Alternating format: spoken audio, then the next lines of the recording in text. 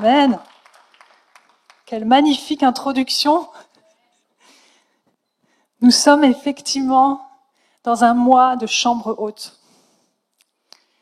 Qui veut être dans la chambre haute ce matin?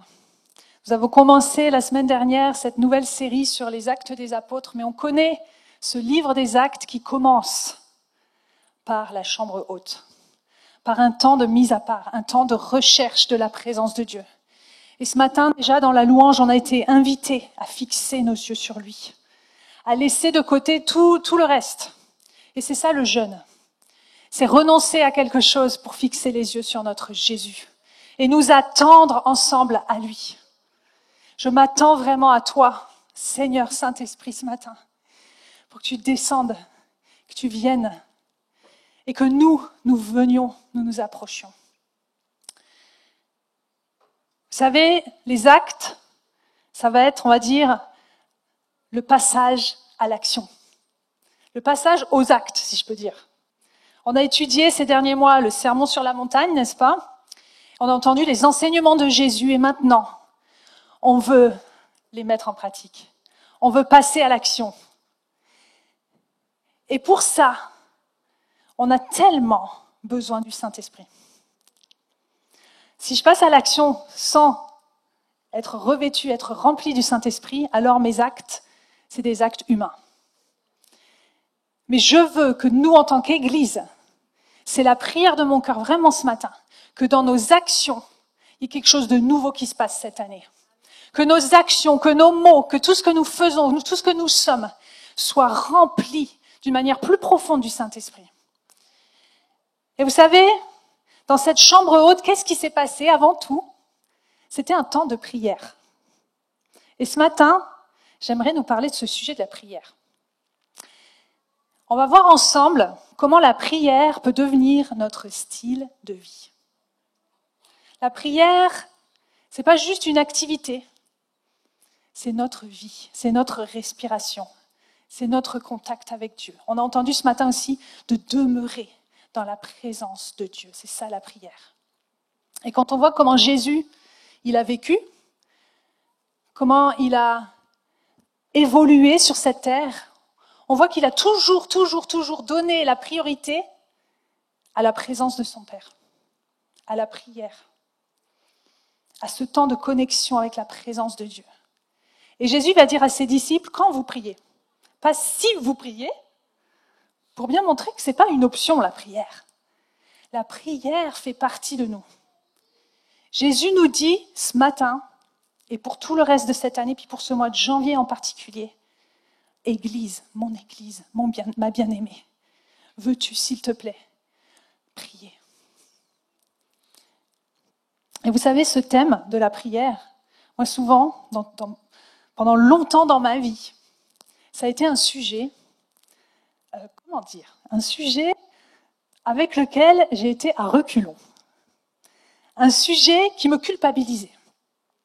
Parce que je me disais, oui mais moi, je prie pas assez. Moi j'ai du mal. Moi j'ai pas le temps. Moi je suis pas une fille du matin. Alors je mets le réveil, mais vous savez le réveil, je vous livre un peu ce qui se passe dans ma vie, le matin, mon réveil, il sonne une fois, 2 fois, 3 fois, je sais pas combien de fois, avant que j'émerge vraiment. Et du coup, en général, je mets mon réveil bien une bonne demi-heure, 1 heure même avant l'heure à laquelle je sais que je dois me lever.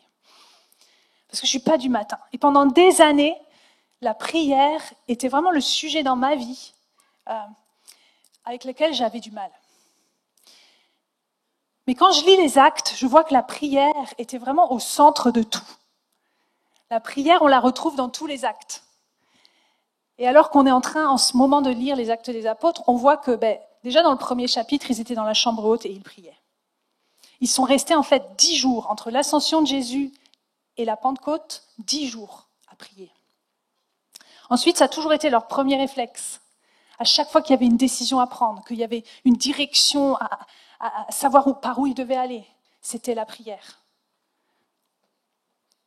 Leur réaction face à la persécution, face à l'emprisonnement de certains apôtres, c'était quoi? La prière.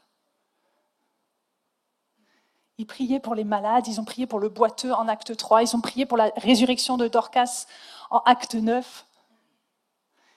Ils priaient pour des signes, des miracles, ils priaient « Seigneur, donne-nous l'audace d'annoncer ta parole avec force ». Dans tous les actes, on le voit. Et ils vont même mettre en place, les apôtres, ils vont mettre des diacres en place. Pourquoi ? Pour pouvoir se consacrer, je cite, pour pouvoir s'appliquer à la prière et au ministère de la parole. Et je crois que l'ordre ici est significatif. Pour pouvoir s'appliquer premièrement à la prière et deuxièmement au ministère de la parole. Parce que les apôtres, ils avaient compris qu'il faut parler à Dieu des hommes avant de parler de Dieu aux hommes. Je répète, il nous faut parler à Dieu des hommes avant de parler de Dieu aux hommes. Alléluia. Alors pourquoi c'est dur de prier ? Pourquoi c'est dur, ça a été dur longtemps dans ma vie pour moi de prier ? Peut-être parce que, premièrement, on manque d'assurance. On se dit, oui, mais moi je prie pas comme Pasteur Toan. Je prie pas comme Pasteur Rodrigue. Je prie pas comme ce frère, comme cette sœur. Quand je l'entends prier, j'ai l'impression que les murs vont trembler. Quand je l'entends prier, j'entends que cette personne, elle cite la parole de Dieu. Et elle dit par exemple, Seigneur Jésus, tu dis dans ta parole, dans Habacuc 2, verset 3, que la prophétie, si la prophétie tarde, attends-la, parce qu'elle arrive, etc., etc. Et toi, tu es là, tu dis, Habacuc, c'est où déjà dans la Bible ? Ça vous est déjà arrivé ? Moi, ça m'est déjà arrivé. Ou alors, on manque aussi de foi. Peut-être, prier pour nous, c'est dur parce qu'on a du mal à y croire. On a du mal à croire que vraiment, le Dieu de l'univers écoute, entend notre prière. Si on est honnête ce matin, peut-être on se dit, mais est-ce que vraiment Dieu va répondre à ma prière ? Est-ce que vraiment il le veut ? Est-ce que c'est sa volonté ? Ou peut-être on a été déçus, puis du coup on a du mal à y croire à nouveau. On a prié pour que nos parents restent ensemble, puis finalement, ils ont divorcé. Ou on a prié pour notre grand-mère, pour qu'elle soit guérie, puis finalement, elle est partie. Et alors, la prière, c'est devenu quelque chose de difficile. On a du mal à y croire. Et la troisième raison pour laquelle ça peut être dur de prier, c'est que, comme je l'ai dit tout à l'heure, on manque de temps. Ou le matin, on se dit, bon, je vais m'asseoir, je vais prier, puis tout d'un coup, on reçoit un texto d'un ami, et puis il nous dit, au fait, je t'ai envoyé un mail il y a une semaine, est-ce que tu peux, s'il te plaît, y répondre ? Alors du coup, on réouvre l'ordinateur, on se met à répondre au mail, puis ensuite, il y a un autre mail qui arrive, dit, ah oui, c'est vrai, oh là là, je suis en retard, dadadi, il faut vite que je réponde à ça, et puis, hop, il est quelle heure ? Il est 8h30, il faut que j'y aille. Et on n'a pas eu le temps de prier. Si c'est ton cas, et c'est mon cas aussi, en fait. Je me prêche en premier à moi-même ce matin. Si tu n'as pas le temps de prier, j'aimerais que ce matin, Dieu, non pas vienne pointer du doigt ou mettre la culpabilité dans ta vie, mais vienne mettre un nouvel attrait, vienne mettre un nouvel amour pour sa présence. Parce que la prière, c'est pas juste une activité à faire. C'est vraiment un attrait pour sa présence, une communion avec lui, un moment où on touche le bord de son vêtement. Et il suffit de s'approcher, et déjà il s'approche, et déjà il est là. Il nous attend, la Bible dit, dans le lieu secret. Il est déjà là, en fait. Vous savez, Saint Vincent de Paul, quand on lui a posé cette question de savoir, alors, qu'est-ce que vous dites, combien de temps il faudrait prier par jour ? Il a répondu, il est bon de prier 1 heure. Sauf si on est très occupé et qu'on n'a pas le temps. Dans ce cas, 2 heures sont nécessaires. Vous savez, le temps dans la prière, dans la présence de Dieu, ne sera jamais un temps de perdu. Ce sera toujours un temps d'investi. La semaine dernière, le Seigneur nous a parlé d'investissement. Ce mot investissement, investi pour notre année 2023. Je crois que l'une des manières dont Dieu veut que nous investissions cette année, c'est au travers du temps dans le lieu secret, du temps avec lui, du temps dans la prière. Ça, c'est le meilleur des investissements. Vous savez, on peut donner à Dieu, on peut donner de l'argent, mais je crois que la chose qui a le plus de valeur, c'est notre temps avec lui. Et donc j'aimerais ce matin qu'on puisse retenir 3 mots, 3 clés pour nous amener, on va dire, dans une nouvelle dimension de prière pendant cette année 2023. Et je prie vraiment que ces mots soient ancrés dans nos cœurs pour qu'on puisse s'en souvenir et qu'on puisse le pratiquer cette année. Le premier mot, c'est le mot potentiel. Alors on va l'afficher, le mot potentiel. Parce qu'il faut qu'on connaisse le potentiel de Dieu. Alors peut-être ça peut sembler bizarre de dire ça. Dieu a du potentiel. C'est vrai qu'il a quand même du potentiel. Quel potentiel tu as, Seigneur ? Oh, j'aimerais vous dire, il a tout le potentiel. Il peut tout. Potentiel, c'est la même racine que pouvoir. Hein. Il peut tout. Il faut que tu saches à qui tu pries. Il faut que tu connaisses Dieu. Tu ne peux pas prier sans savoir qui est Dieu. Tu ne peux pas prier la nature. Tu ne peux pas prier quelqu'un qui est mort. Même si cette personne a été sainte, même si cette personne a été la mère de Jésus. Tu ne peux prier que le seul vrai Dieu.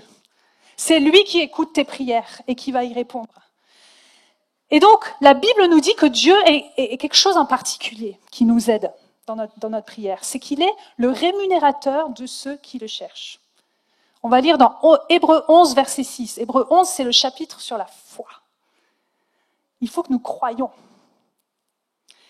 Hébreux 11, 6, sans la foi, il est impossible de lui plaire. Celui qui s'approche de Dieu, c'est nous ce matin. Nous nous approchons.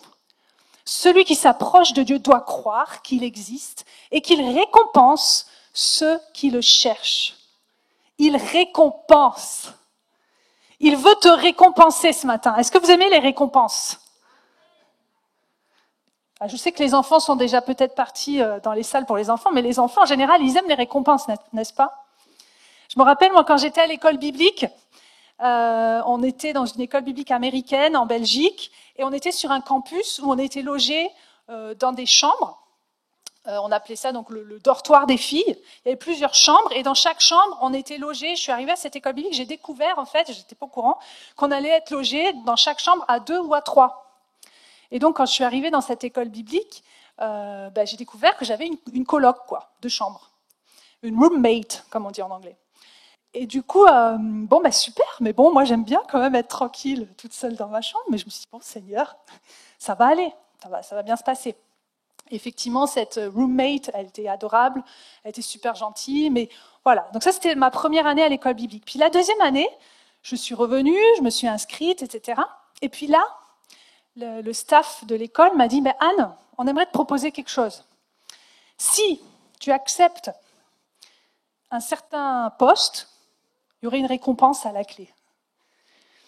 Et du coup, ils m'ont dit, si tu acceptes d'être alors ça s'appelait le resident assistant, c'est-à-dire la personne qui est en charge du dortoir, qui veille à ce que chaque semaine, je crois, il fallait faire un petit planning pour que chacun nettoie la salle de bain. Bon, je vous passe les détails.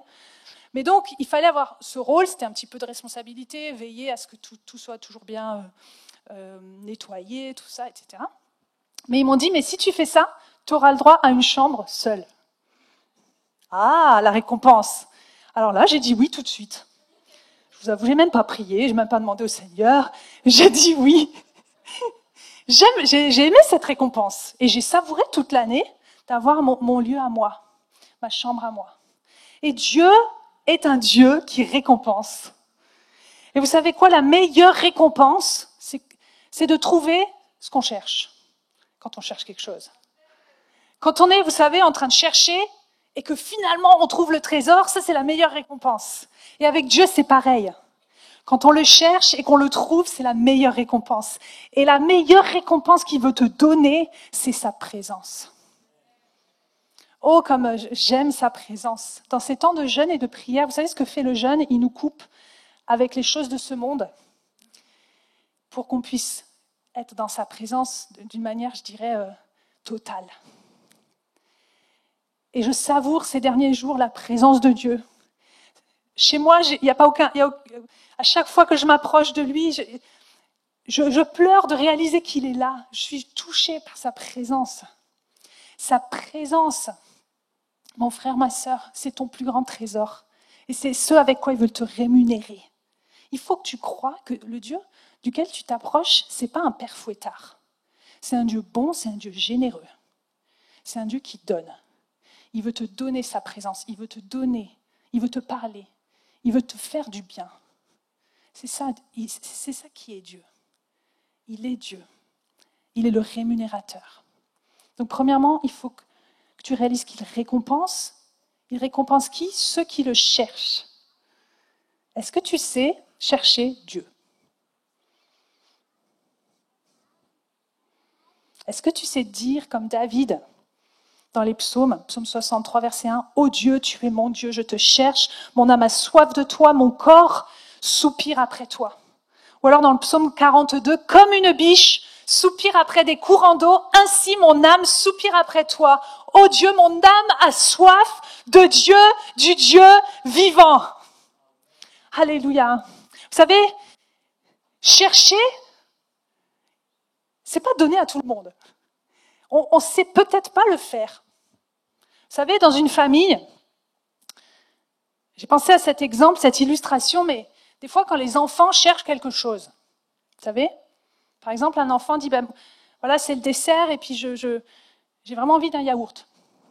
Et l'enfant dit à sa maman, ben, j'ai envie d'un yaourt maman, est-ce que je peux en avoir un? La maman dit, ben oui, pas de souci, va dans le frigo, cherche-le, je sais, il en reste un. Et là l'enfant va dans la cuisine, ouvre le frigo, regarde, trouve pas. Et là, qu'est-ce qui se passe? L'enfant dit « Maman, je trouve pas le yaourt !» Et là, la maman, qui est fatiguée, là, elle en a marre de se lever tout le temps, etc., de table, elle est encore à table, elle dit « Demande à ton père !» Aucune similitude avec des situations réelles dans cet exemple. Et là, l'enfant vient voir son père se lève et va au frigo, ouvre le frigo, cherche. Et monsieur, qu'est-ce qu'il dit? Et il trouve pas. Et il trouve pas le yaourt. Et là, la mère, en levant les yeux au ciel, elle dit, bon, j'y vais. Elle se lève, elle ouvre le frigo. En 2 secondes, elle déplace la brique de lait. Elle trouve le yaourt, elle le donne à l'enfant. Et voilà, elle dit, mais vous savez pas chercher. Vous savez pas chercher. Et nous, des fois, on est un peu comme ça, je pense, avec Dieu. On ne sait pas chercher. Vous savez, le verbe « chercher » dans ce verset, c'est un mot qui littéralement veut dire « chercher ardemment, avec constance, avec diligence, avec tout son cœur, sa force et son temps ». Le verbe « chercher », là, ici, il implique la persévérance, le travail et l'effort. Donc, finalement, on pourrait traduire ce verset qui est affiché derrière moi en disant « Dieu récompense ceux qui se montrent zélés, appliqués, assidus dans leur recherche de sa présence. » Ceux qui ne vont pas hésiter à enlever les obstacles, à prendre la bouteille de lait, la déplacer pour voir le yaourt juste derrière. Il n'est pas loin le yaourt. La pensée, c'est pas que Dieu est loin et qu'il faut faire tellement d'efforts pour l'atteindre. Mais par contre, il faut accepter d'enlever certaines choses de nos vies. D'enlever les obstacles. Ça peut être les activités futiles. Ça peut être notre paresse. Ça peut être aussi notre orgueil. Vous savez, ne pas prier, c'est dire « j'ai pas besoin de Dieu ». Et prier, au contraire, c'est dire en fait « Seigneur, j'ai tellement besoin de toi pour chaque chose dans ma vie, pour amener mes enfants à l'école, pour continuer à aimer mon mari, pour avoir une bonne idée. Seigneur, j'ai besoin de toi. » Amen. Parce qu'il y a cette promesse. La parole de Dieu nous dit dans Jérémie 29, 13, « Vous me chercherez et vous me trouverez. Si vous me cherchez de tout votre cœur. » Alléluia. Donc le premier mot, c'est vraiment le potentiel de Dieu. Il veut te récompenser si tu le cherches. Alléluia. Le deuxième mot, c'est la persévérance. Tu ne peux pas prier sans persévérance. Dans Acte 1, ils étaient dans la chambre haute et ils persévéraient. On le lit dans Acte 2 aussi, 42, ils persévéraient dans les prières. Je vais afficher plusieurs versets dans la Bible. Paul, il nous enseigne, Romains 12, 12, persévérez dans la prière. Colossiens 4, verset 2, persévérez dans la prière, veillez-y avec action de grâce. Et Éphésiens 6, 18, faites en tout temps, le jour, la nuit, en tout temps, par l'Esprit, toutes sortes de prières et de supplications, veillez à cela avec une entière persévérance et priez pour tous les saints. Qu'est-ce qui se passe quand je persévère ? Quand je persévère dans la prière, en fait, je change. La prière, en fait, elle te transforme toi. Elle me transforme moi. Je suis persuadée que la prière, c'est pas juste demander à Dieu, s'il te plaît, fais ça, Seigneur. Mais c'est rentrer en contact avec Dieu pour être transformé à son image et devenir la personne qui va être capable d'administrer la grâce, la faveur, la bénédiction au moment où Dieu va nous la donner dans son temps. Parce que vous savez quoi, si Dieu répond un peu trop tôt, je suis persuadée aussi, pour l'avoir vécu, que ça peut faire des dégâts. Quand je ne suis pas prête, quand mon cœur n'a pas encore été modelé, préparé à son image. Et plus je reste dans sa présence, plus je lui ressemble. Et qu'est-ce qui se passe quand je persévère ? C'est pas facile de persévérer. Attention, hein, c'est pas facile d'avoir une situation peut-être dans nos vies pour laquelle on prie et on voit pas la percée, on voit pas l'ouverture. Dieu n'a pas encore répondu. Ou Dieu a répondu, en fait il a dit mais pas maintenant. Attends. Qu'est-ce qui se passe quand je choisis de continuer à déclarer que Dieu veut sauver ma famille, que Dieu veut sauver mon frère qui ne le connaît pas ? Qu'est-ce qui se passe ? Alors je me fortifie, ma foi, elle se fortifie. Quand je persévère, il y a ma détermination aussi qui s'enracine.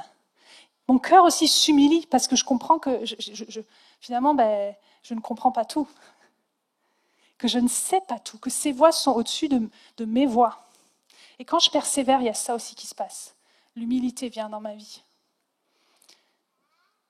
Mon ego disparaît. Quand je persévère, mon amour pour lui grandit.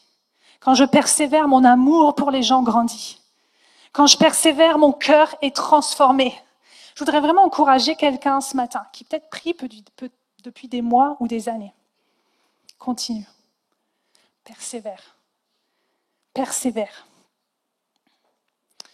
Sois comme Élisée avec Élie. Élisée est on va dire, le prophète apprenti de Élie, le grand prophète. Et on lit dans 2 Rois 2:2 que le jour où Élie allait être enlevé au ciel, ils étaient tous les deux, Élie et Élisée. Et Élie dit à Élisée, reste ici tranquille, moi je vais aller jusqu'à Béthel. Et là, Élisée lui dit cette phrase, aussi vrai que l'Éternel est vivant et que tu es toi-même en vie, je ne te quitterai pas. Alors qu'est-ce qui se passe ? Ils vont tous les deux à Béthel, Élie et Élisée. Puis ils arrivent à Béthel, et là de nouveau, Élie dit à Élisée, cette fois reste là, parce que moi maintenant je dois aller à Jéricho, autre part encore. C'est pas facile de suivre un prophète. Là il dit, je vais aller à Jéricho, mais toi reste ici. Et là, Élisée lui dit exactement la même phrase. Il lui dit, aussi vrai que l'Éternel est vivant et que tu es encore en vie, je resterai avec toi, je ne te quitterai pas.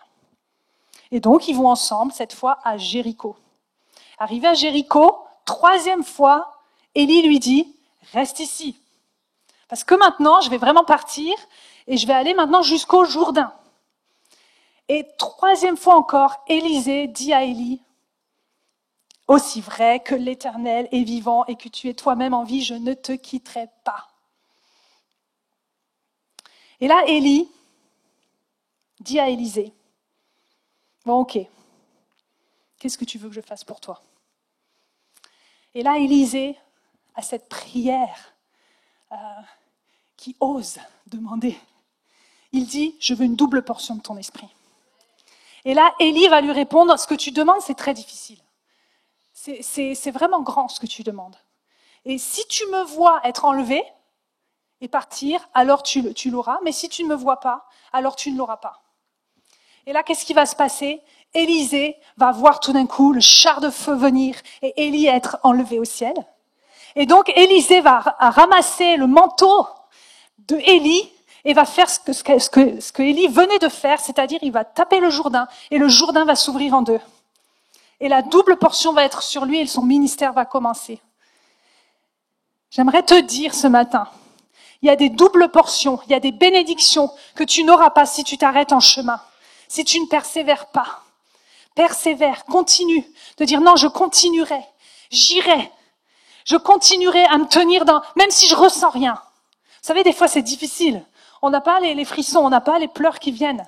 Mais je vous encourage à persévérer, parce qu'il y a une double portion qui vous attend. Il y a la présence de Dieu particulière sur vous et sur votre vie qui vous attend. Même si c'est dur, persévérez.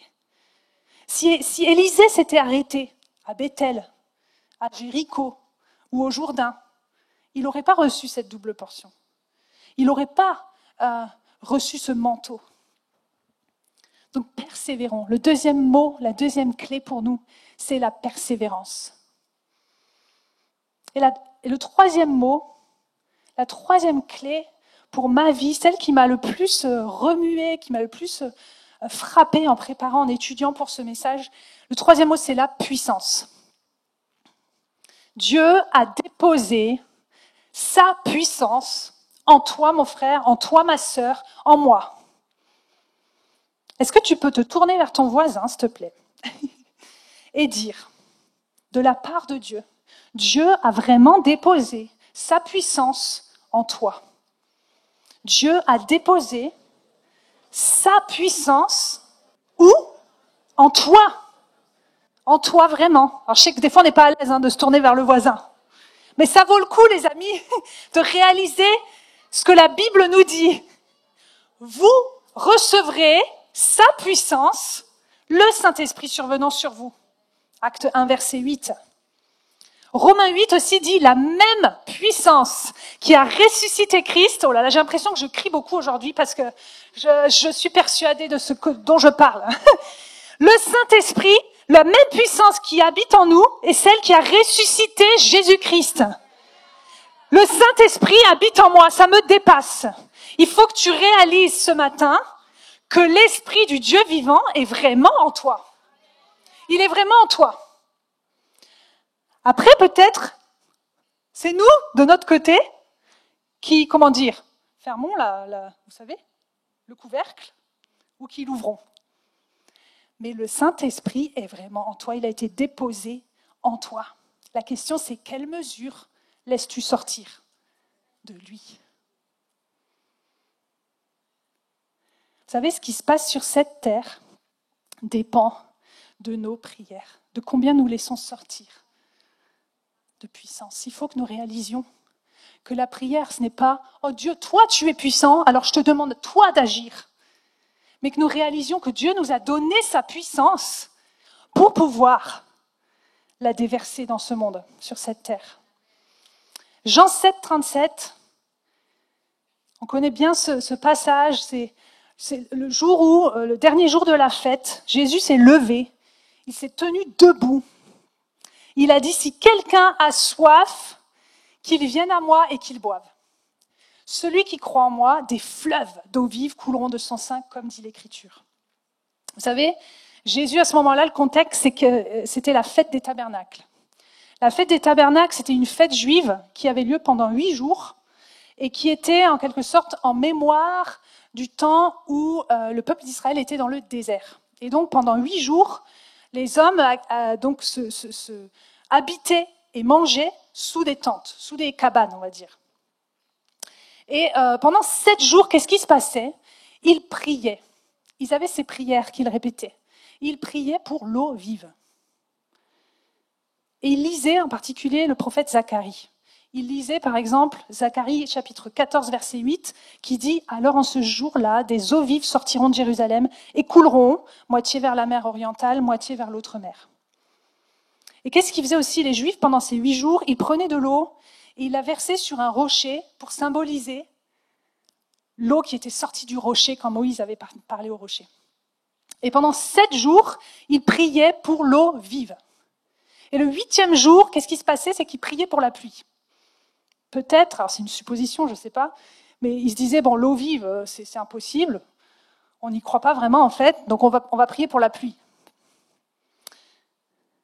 Et qu'est-ce qui se passe? C'est que Jésus, à ce moment-là, se lève et dit, mais c'est moi, l'eau vive.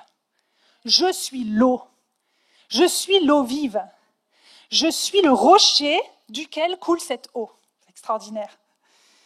Et cette eau pour laquelle vous priez, cette eau vive pour laquelle vous priez, qu'on attend en ce mois de janvier, pour laquelle on jeûne et on prie, Jésus est venu nous dire ce matin, je suis cette eau. Et quand tu viens à moi, alors qu'est-ce qui se passe? C'est que je dépose en toi cette eau pour qu'elle devienne en toi une source d'eau vive. Pour que toi, tu puisses libérer l'eau, la puissance que Dieu a déposée en toi. Donc, question, combien d'eau vive, cette eau vive de Dieu, libères-tu autour de toi? Est-ce que c'est plutôt une goutte ou est-ce que c'est plutôt un fleuve? Et est-ce que ça se pourrait en fait que la prière, ce ne soit pas essayer de faire agir Dieu ou lui demander des choses, mais nous relâcher, libérer, déverser assez de puissance pour que le job soit fait. Vous savez, Jésus, lui, il a déjà fait le job. Il a déjà fait tout ce qu'il devait faire. Est-ce que Jésus doit mourir une deuxième fois? Est-ce que Jésus doit souffrir un peu plus? Est-ce qu'il y a une meurtrissure en plus pour que nous soyons guéris qu'il doit avoir? Jésus a déjà tout accompli. L'œuvre est terminée. Elle est finie, mes amis. L'œuvre de Jésus à la croix, elle est entière, complète, effectuée, définitive. Et maintenant, c'est à nous. C'est à nous. Parce que tout ce que Jésus a accompli, eh bien, c'est fait. La guérison est acquise. Elle est au ciel. C'est à nous d'aller la chercher. C'est pour ça que Jésus va enseigner à ses disciples, priez, que ta volonté soit faite sur terre comme au ciel. Jésus est venu, il est mort, il est remonté au ciel. Et nous, quand nous prions, c'est comme si nous appelons les réalités du ciel qui sont déjà effectives et nous les amenons sur terre. Vous savez, cette formule, au ciel, au début, quand j'entendais cette formule, je dis, oh, c'est un peu prétentieux quand même. Au ciel, viens, nous amenons le ciel sur la terre, etc. Mais en fait, c'est ce que Jésus veut. Jésus veut que nous réalisions qu'il nous a donné la puissance, sa puissance, pour que l'eau coule. Donc sa puissance, c'est la puissance du ciel. Hein. Il veut qu'elle coule autour de nous. Et je réalise que Dieu me dit, non pas en me culpabilisant, mais il me dit, mais réalise que c'est pas à moi à faire plus, c'est à toi à te mettre à prier. La prière, c'est amener la puissance de Dieu sur la terre. J'aime cette illustration du pasteur Miles Monroe qui dit que la puissance de Dieu, c'est comme un énorme réservoir d'eau. On peut imaginer, alors je ne sais pas, hein, mais des millions de litres, des milliards de litres d'eau. En fait, la puissance de Dieu, elle est infinie. Imaginons, nous avons cet énorme réservoir là au-dessus de nos têtes. Ça, c'est la puissance de Dieu.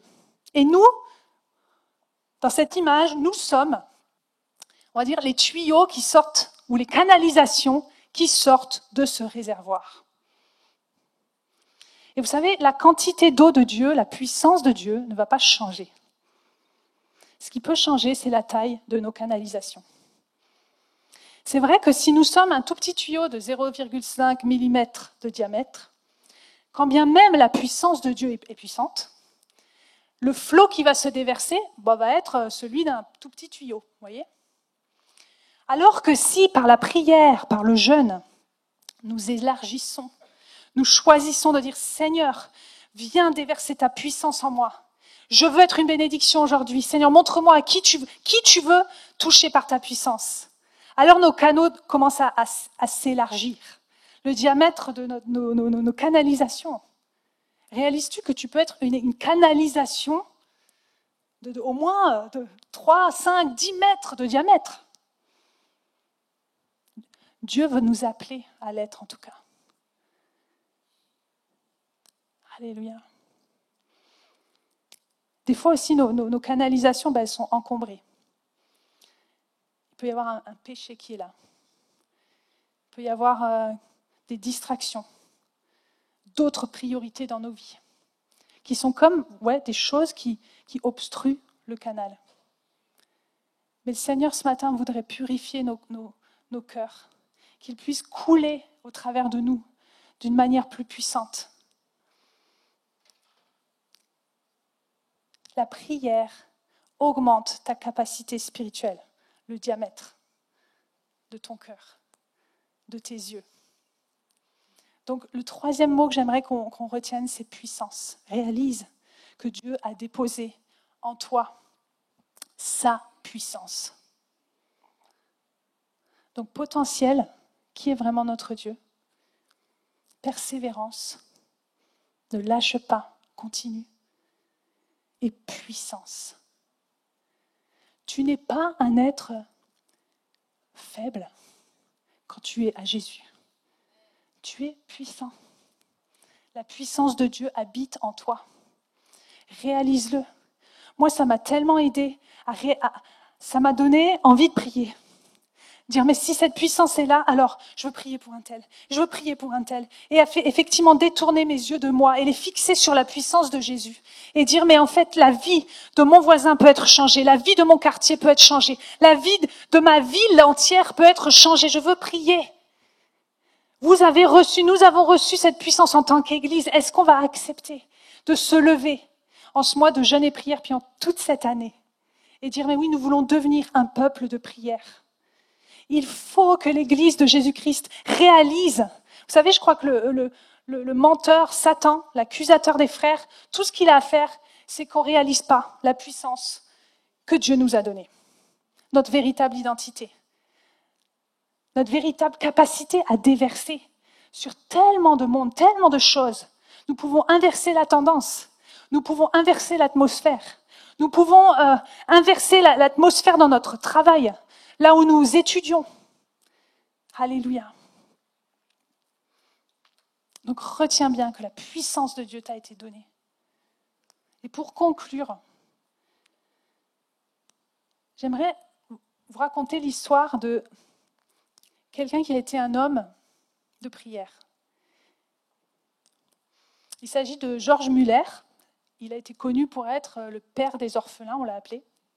Et Georges Muller, en fait, il est né au XIXe siècle dans une famille non croyante. Et il a vécu une jeunesse, on va dire, dans la dépravation, dans le péché le plus total, dans tout ce qu'on peut imaginer. Il allait très très loin dans tout ce qu'il a fait. Il était dans l'alcool, dans plein de choses terribles. Il s'autodétruisait, etc. Et puis, à l'âge de 30 ans, il a découvert Jésus. Dans la simplicité d'un petit groupe de maisons qui se réunissait. Il devait y avoir 6-7 personnes qui étaient là. Et ce jour-là, radicalement, il a donné sa vie à Jésus. Radicalement. Sa vie a complètement changé. Et alors, il a voulu servir Dieu. Il a dit, je vais aller à l'école biblique, à l'école missionnaire, pour devenir missionnaire. Mais son père, qui était très riche, très influent, n'était absolument pas d'accord que son fils fasse ça. Et son père a dit, non, il en est hors de question, je ne te donnerai pas un centime pour faire cette école. Et du coup, Georges Muller, il s'est retrouvé sans aucun argent. Alors, qu'est-ce qu'il a fait? Il a prié. Pendant 2 mois, tous les jours, il a prié. Jusqu'à temps que Dieu lui dise, c'est bon, maintenant c'est bon, tu peux y aller. Alors, il est allé devant cette école, faire la queue, dans la file d'attente devant le bureau des admissions.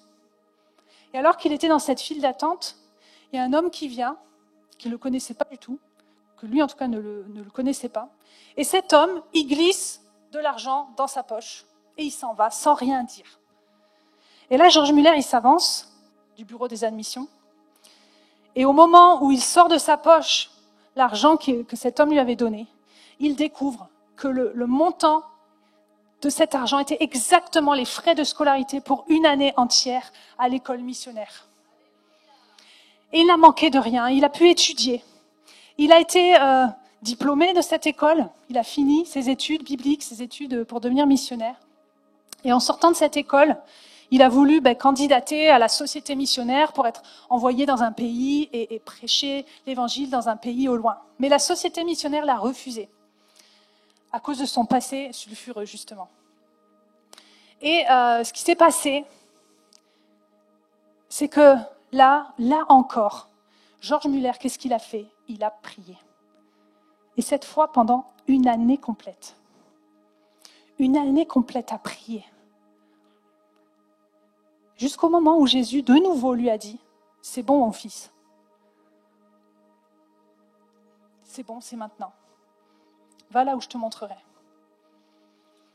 Et qu'est-ce qu'il a fait? Il a été dans une petite ville où il y avait une petite église. Il est rentré dans cette église. Et les gens lui ont dit, oui, le pasteur vient de partir à la retraite.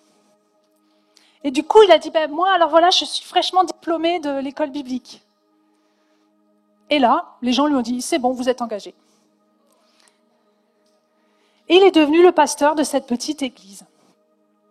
Et quelques mois seulement après avoir commencé à prêcher, à être le pasteur, il découvre quelque chose. Il découvre que dans cette église, en fait, le moyen pour le rémunérer, c'était que les gens avaient mis en place quelque chose, c'était qu'ils louaient les chaises, les bancs de devant aux plus riches.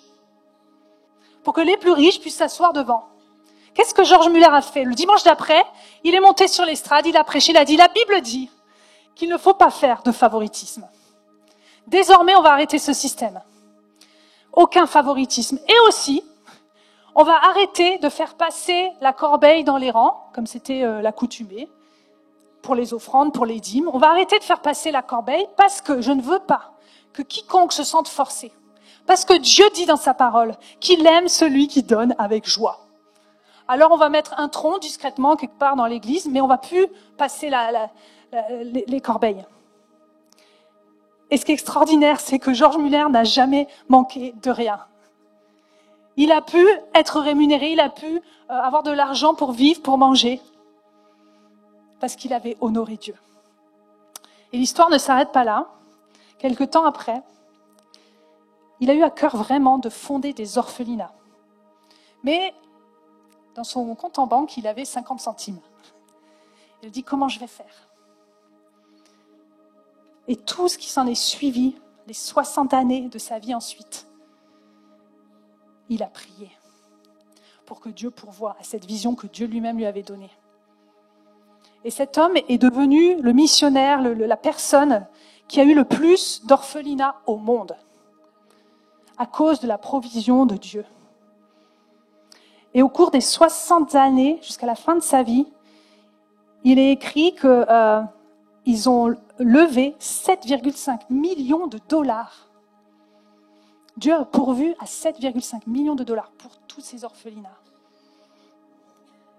C'est extraordinaire. Et alors que George Muller était à la fin de sa vie, il avait 93 ans et passé, il allait bientôt mourir, et il était là dans sa chambre en train de prier.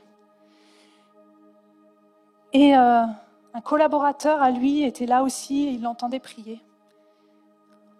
Et il l'entend prier pour quelqu'un. Ce quelqu'un, c'était son meilleur ami qui, à 30 ans, quand lui s'était tourné vers Jésus, son meilleur ami avait dit « Non, moi je ne veux pas croire à ces trucs.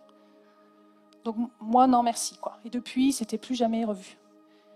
Et donc le collaborateur était très étonné. Il dit « Mais Georges, tu pries encore pour cet ami quand tu avais 30 ans ?» Et George Muller lui répond « Ça fait 63 ans et 8 mois que je prie tous les jours pour mon ami. » Et quelques jours après, il est mort. Et à l'enterrement, quelle ne fut pas la surprise de beaucoup dans l'auditoire, et en particulier de ce collaborateur, de voir venir, en fait, cet ami d'enfance. Il est venu à l'enterrement. Et à la fin de l'office, à la fin du service, cet ami, il s'est levé, il s'est approché. Et ils étaient au cimetière, ils venaient de mettre le corps en tombe en quelque sorte, il s'est approché de la tombe, il s'est agenouillé, il a donné sa vie à Jésus. J'aimerais vraiment nous rappeler que nos prières ferventes, parce que nous sommes justifiés, la Bible dit la prière fervente du juste a une grande efficacité. Il n'y a aucune prière qui n'est perdue.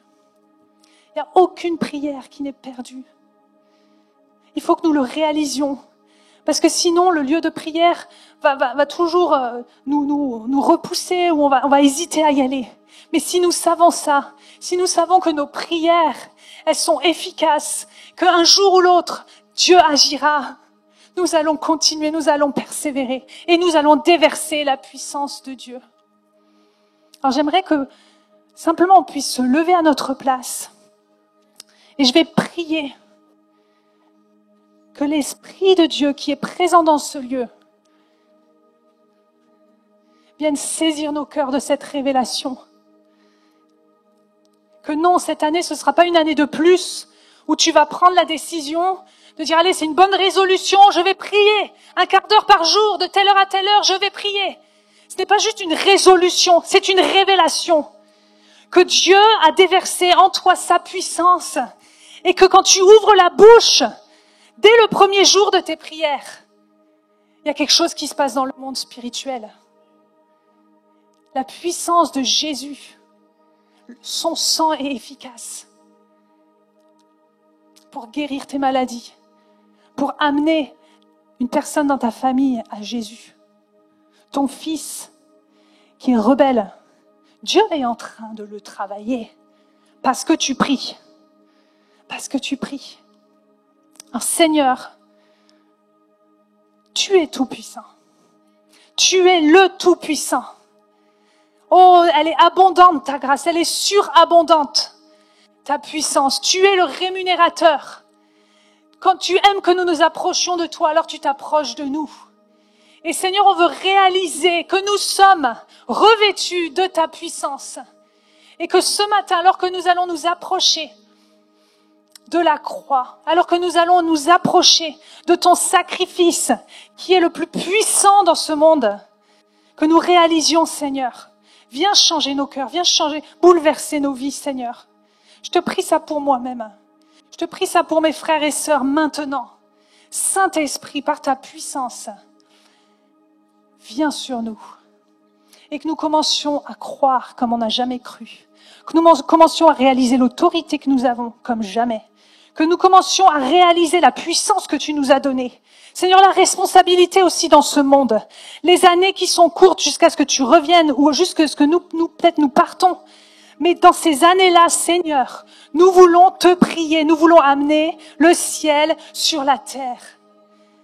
Jésus, merci pour cette promesse de ton esprit.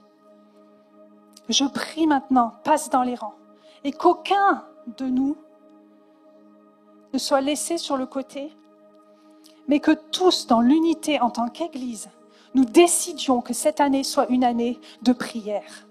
Une année où nous recherchons ta face, où nous avons soif, où nous n'écoutons pas les circonstances, mais nous nous appuyons sur ta parole. Et ta parole est la vérité. Et ta parole dit que tu es le rémunérateur. Alors nous ne cesserons de frapper à ta porte. Nous ne cesserons de t'appeler. Nous ne cesserons de demander, Seigneur, envoie ton feu, envoie ta pluie sur notre ville, sur notre église. Oh Saint-Esprit, on a besoin de toi. Et Seigneur, nous voulons crier à toi. Nous voulons que nos petits groupes de prière dans les quartiers, nos réunions de prière, Seigneur, connaissent un feu nouveau. Seigneur, nous voulons pas écouter notre paresse, nous voulons pas écouter, Seigneur, nos sentiments, notre chair. Mais Seigneur, en esprit et en vérité, nous voulons être ceux qui te prient, ceux qui t'adorent. Nous disons Amen à cette prière, Seigneur, parce que nous nous attendons, Seigneur, à ce que cette année, nous soyons un peuple qui est dans ta présence, qui baigne dans ta présence, qui demeure attaché au cep. Est-ce qu'on peut dire Amen et Amen et Amen ensemble? Amen, ça veut dire je suis d'accord. Je le déclare au nom de Jésus. Amen, merci Seigneur. Alléluia. Amen, amen, amen. Merci beaucoup d'avoir été avec nous. Merci d'avoir suivi cette vidéo, ce message en ligne. On espère que ce message vous a plu, vous a touché Et si d'ailleurs quelque chose vous a parlé en particulier, n'hésitez pas à partager cette vidéo autour de vous et même à vous abonner à notre chaîne YouTube. Comme ça, vous pourrez chaque dimanche être avec nous en direct à 10h sur notre chaîne. Ou bien, si vous êtes ici à Montpellier en présentiel, on se fera une joie de vous rencontrer tous les dimanches à 10h. Si vous avez des questions à propos de Jésus, à propos de la Bible, de la foi, sachez que nous organisons chaque semaine des soirées alpha, qui sont des soirées de découverte de la foi. Et donc, ce sont des moments en petits groupes où on peut poser des questions et cheminer ensemble à la découverte de Jésus. Et si ça vous intéresse, il y a toutes les informations en description sous cette vidéo. Et avant de vous quitter, j'aimerais juste prendre quelques instants pour m'adresser à vous qui peut-être, en regardant cette célébration, en regardant ce message, vous a dit « Oui, mais moi, je ne suis pas croyant et moi, j'aimerais tant avoir la foi. J'aimerais découvrir comment vivre cette relation avec Dieu. » J'aimerais juste vous rappeler que le message de l'Évangile, il est tellement simple. C'est un message d'amour. Ce message nous dit que Dieu nous aime. Que non seulement Dieu, il existe, mais il nous connaît par notre nom et il nous aime. Et il veut être dans nos vies. Il veut être en relation avec nous. Et il nous aime tellement que ce qui fait barrage entre nous et Dieu, c'est-à-dire notre péché, il est venu jusqu'à nous pour le résoudre, ce problème. Et il a envoyé son Fils unique. C'est un verset dans la Bible qui dit ça. Car Dieu a tant aimé le monde qu'il a envoyé son Fils. Pour faire quoi? Pour mourir à notre place, pour prendre notre péché, pour nous débarrasser de ce péché qui est là, qui est comme un poids sur nos vies. Et il n'y a que Jésus qui peut nous débarrasser de ce péché. Il n'y a que Jésus qui peut nous pardonner de notre péché. Et donc, si vous voulez être en relation avec Dieu, si vous voulez connaître cet amour, je vous invite là où vous êtes, derrière votre écran, à faire cette démarche toute simple de dire « Dieu, si tu existes, révèle-toi à moi et pardonne-moi. » Et cette prière sincère, sachez que Dieu l'entend et que Dieu va enlever votre péché, va vous pardonner complètement, totalement, à 100%. Et que alors que vous avez fait cette prière, alors commence une nouvelle vie. Alors, quand on fait cette prière, notre cœur est bouleversé, notre cœur est changé. Et on vit ce que la Bible appelle la nouvelle naissance. Donc si vous avez pris cette décision aujourd'hui, n'hésitez pas à nous le faire savoir, n'hésitez pas à nous envoyer un email. Peut-être que vous avez besoin qu'on prie pour vous, qu'on vous accompagne, on sera vraiment une joie de le faire. Donc vous pouvez envoyer un email à l'adresse qui va s'afficher à l'écran, contact@egliseclé.fr. Voilà, je vous souhaite vraiment une excellente journée et puis on vous dit à bientôt et que Dieu vous bénisse.